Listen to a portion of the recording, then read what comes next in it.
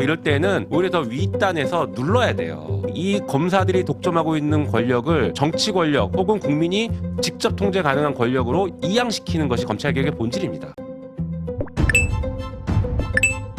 검찰의 보안수사권 폐지가 확정될 것 같습니다. 김민석 총리의 메시지에 대한 의미와 함께 뒤에서는 검찰개혁 핵심 보고드립니다. 구독, 좋아요 쾅쾅 눌러주시고 끝까지 시청 부탁드립니다. 오늘 김 총리는 페북을 통해 검찰개혁은 양보할 수 없는 절대적 개혁 과제이며 수사 기소 분리는 검찰개혁의 핵심입니다라며 보안수사권에 대해서는 그동안 일관되게 폐지가 원칙임을 밝혀왔습니다라고 천명했습니다. 그러면서 중수청, 공소청 법안은 입법 예고 기간 동안 당과 국회에서 충분히 논의될 것이며 정부는 적극적으로 수렴할 것입니다. 검찰개혁의 본령을 살린 최종안 마련에 최선을 다할 것입니다. 라고 했는데 이건 늦었지만 다행이라 봅니다. 이렇게 급격하게 기류를 튼 이유는 지지층의 반발이 크게 작용을 한 것 같습니다. 그래서 이재명 대통령은 급하게 일본 출국 전 긴급 지시를 하신 것 같습니다. 즉 민주당이 주도해 검찰개혁 법안을 완성하고 보안수사권 문제 처리를 하고 정부는 그 의견에 따르도록 하라고 지시를 한 것이라 사실상 당의 손을 들어준 셈이라 볼 수 있겠습니다. 관련해 지금 봉욱을 비롯한 검찰 내부의 세력들이 어떤 방법으로 검찰개혁을 막으려고 하는지 그 핵심 전략과 함께 검찰개혁의 진정한 의미 끝까지 봐주시고 여러분들의 생각 댓글로 부탁드립니다. 세 가지가 문제가 있어요. 첫 첫 번째가 번째. 보안 수사권을 검사들에게 예. 사실상 지금 주는 모양이에요. 공소청에 보안수사권을 주는 모양. 검사에게 네. 안 준다는 얘기를 절대 안 합니다. 네. 그리고 줄 수 있는 가능성들을 곳곳에 집어넣어놨어요. 숨겨놨어요. 네. 첫 그러니까 번째. 보안수사권을 주는 걸 전제로 만들었다. 두 번째는 중수청을 이원 조직화해서 지금 방금 말씀드렸던 여러 가지 문제를 야기할 수 있고 수사사법관. 그렇죠. 그러니까 사실 법률가라고 했으니까 이 사람은 검사들이란 말이죠. 그렇죠. 검사들이 다시 수사관을 지휘하는 구조. 네. 게다가 이게 검사들이 중수청으로 갈 사람이 많지는 않을 겁니다. 그러면 이 수사사법관은 대형 로펌에서 대거 충원을 해야 돼요. 그럴 수 있죠. 그럼 대형 로펌 중심으로 법조 부패 카르텔이 굉장히 폭넓게 형성됩니다. 지금도 판사들은 대부분 대형 로펌에 있는 변호사들이 간단 말이죠. 그러니까 그 카르텔이 안 흔들려요. 그런데 여기다가 이제 중수청까지 대형 로펌에 갖다 바치는 꼴이 됩니다. 하여튼 이런 문제가 있고 오케이. 결정적으로는 세 번째. 시간 끌기입니다. 속도. 자 보십시오. 지금 중수청 하면서 우리가 듣지 못했던 이원 조직이 튀어나왔습니다. 물론 저는 이제 검찰개혁하면서 그 검사 출신 의원들이 이 얘기를 계속 해왔거든요. 법조인 중심으로 만들어야 된다는 걸 끊임없이 강조했거든요. 그 수사기소 분리를 하더라도 그렇죠. 중수청은 법조인 중심으로 만들어야 된다는 얘기를 검사 출신 의원들이 혹은 검사 출신 그럼 변호사들이 자기 일자리 대책이잖아 그거. 맞습니다. 굉장히 공통적으로 계속 얘기했어요. 그래서 수상하다 했는데 이번에 이원 조직이라는 특이한 제도를 틀고 나왔잖아요. 그러니 우리가 지금 여기서 공방을 하고 오늘 토론회도 있을 건데 계속 공방이 있을 겁니다. 이거는 검찰개혁을 막으려고 하는 사람들이 생각하는 베스트 아니에요. 많이 떠들어봐. 그러다가 2월 구정 지나고 3월부터는 지방선거 때문에 사실상 통과 어려우면 6월로 넘어간다.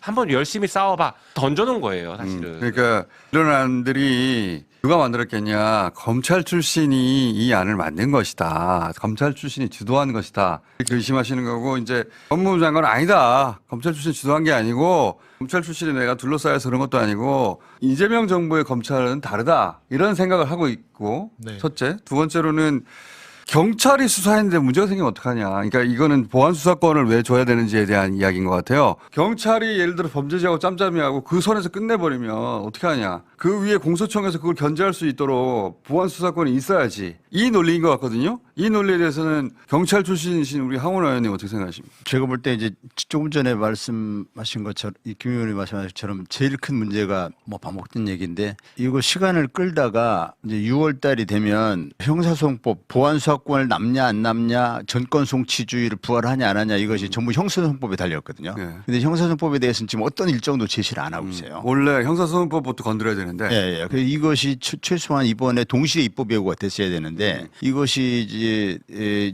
차일피일 미루는 것은 시간 끌기. 예, 혼란한 시기를 틈타 가지고 이때 형사소송법 보안수사권을 남기려는 의도로 보입니다. 그 지금 뭐 논리가. 왜 보안수사권이 필요하다는 이런 주장을 하고 있긴 한데 네. 그리고 조금 전에 검사들은 둘러싸여 있는 게 아니라고 얘기하지만 현재 검찰개혁단 구성을 보면 3개 국으로 되어 있는데 3개국의 입법지원국 역할을 다 해요. 실질적인 역할은 입법지원국. 입법지원국장이 검사입니다. 그다음에 입법지원국에 3명의 과장이 있는데 그 과장 중에 2명이 검사입니다. 검사 출신들이 전체 검찰개혁 추진단 57명 중에 22명인가를 차지하고 있어요. 거의 절반에 가까운 사람을 검사를 채우고 있고 봉욱 검사 출신 민정수석이 일주일에 한 번씩 현안점검회의를 하면서 계속 봉욱 수석이 어떤 중요한 현안마다 쟁점을 정리해 나가고 있어요. 그러니까 지금 첫 번째 여긴 이거 이런 희한한 게 나오는데 검찰이 주도한 거 아니냐. 네. 법무부 장관은 아니라고 하지만 지금 의원님은 아니다. 검찰이 주도한 게 맞고 그리고 그 주도의 정점에 봉욱 민정수석이 있는 걸로 보인다. 이렇게 의심하시는 거죠. 예, 예, 예. 그리고 지금 말씀하시는 이제 검찰 수사도 오류가 있을 수 있고 바로잡을 필요가 있습니다. 경찰 수사. 예. 네. 그러나 그것을 검사에게 보안 수사권을 주는 방식이 아닌 방식으로 방법을 찾으면 돼요. 그러니까 경찰도 짬짬이 할 수 있죠. 예, 그러나 그럴 그런데 가능성이 없다는 게 아니라 그 방법을 짬짬이를, 보안 수사권을 주는 방식으로 찾으면 안 된다. 검사한테 다시 수사권을 주는 그 방식으로 방식으로 하면은 다시 도루묵이 되는 그럼 옛날로 돌아가는 거 아니냐. 원래 옛날로 돌아가는 거예요. 그렇죠. 예. 그러니까 경찰에 문제가 있으니까 검사의 권한을 강화시켜준다는 거예요. 그럼 검찰 개혁을 왜 해요? 그럼 처음으로 돌아가는 거죠. 일제 시대 때 그래서 검찰한테 수사기소권을 다 줬던 이유가 이제 그거였는데 원점으로 돌아가면 안 되죠. 그러니까 우리가 출발점을 계속 잊으면 안 돼요. 그리고 검찰 개혁을 우리가 단순히 이제 권력기관 개혁으로만 접근하다 보면 너무 이 디테일에 빠져가지고 방향을 잃어버리거든요. 그게 검사들이 원하는 방법이에요. 그게 검사들 헷갈리게 지금 만드는 거예요. 검사들 부리는 기술인 것 같아요. 항상- 이런 문제 있고 저런 문제 있지 않냐. 항상 막. 그래요, 옵니다. 항상 그래요. 그래서 이럴 때는 오히려 더 윗단에서 눌러야 돼요. 이 검찰 개혁은 그동안 검사들이 권력을 사실상 독점해왔거든요. 선출되지 않았음에도 불구하고 대한민국의 모든 권력을 독점했어요. 그러니 이 검사들이 독점하고 있는 권력을 정치 권력 혹은 국민이 직접 통제 가능한 권력으로 이양시키는 것이 검찰개혁의 본질입니다. 그러니까 우리가 지금 디테일에 빠져가지고 야 그럼 경찰 어떻게 할래? 이걸 빠지면 안 된다는 얘기라는 거예요. 그것도 중요하긴 한데 큰 틀을 지키는 선에서 나머지 디테일을 다뤄야 되는데 꼬리가 몸통을 흔드는 거죠. 그렇습니다. 네. 지금 디테일 하면서 거꾸로 이 디테일에 문제가 있으니까 이 디테일을 해결하려면 다시 본질을 건드리는 거 아닙니까? 이렇게. 그게 그들의 기법인 것 같은데. 네, 공감합니다. 지금부터 중요한 부분을 보고 드립니다. 끝까지 시청 부탁드립니다. 정성호 법무부 장관의 이 한마디, 이재명 정부의 검찰은 과거와는 다르다. 여러분들은 이 부분을 보고 어떻게 생각하셨습니까? 생각해 보십시오. 정권이 바뀌었다고 검찰이 달라진다? 그게 바로 정치 검찰이라는 증거입니다. 법과 원칙은 정권에 따라 변하면 안 되는 거 아닙니까? 그런데 윤석열 때는 물어뜯더니 이재명 때는 꼬리를 흔든다. 이건 그들이 개가천선한 게 아니라 그저 더 센 주인에게 갈아탔을 뿐이라는 고백입니다. 저들은 민주주의를 파괴하고 검찰 독재를 영속시키려 했던 그 집단 그대로입니다. 사람 안 바뀌었습니다. 그런데 정 장관은 지금 그들에게 사전 면죄부를 발행해주고 있습니다. 너희가 과거에 무슨 짓을 했든 지금 우리 정부 말만 잘 들으면 착한 검찰로 쳐줄게. 이런 시그널을 주면 검사들은 어떻게 생각할까요? 아하, 법대로 할 필요 없네. 그냥 정권 눈치만 잘 살피면 만사형통이구나.